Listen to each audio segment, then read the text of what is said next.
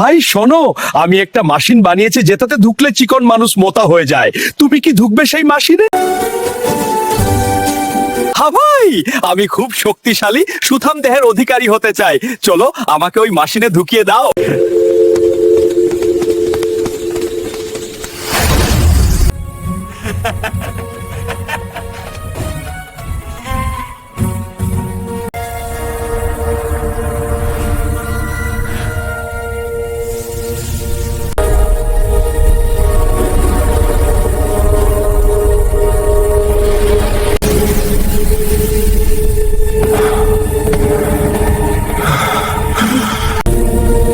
এই ডক্টর ঝাটকা, এই ডক্টর ঝাটকা, তুই আমার কি করলি? তুই করলি, আমি এত চিকন হয়ে গেলাম কেন?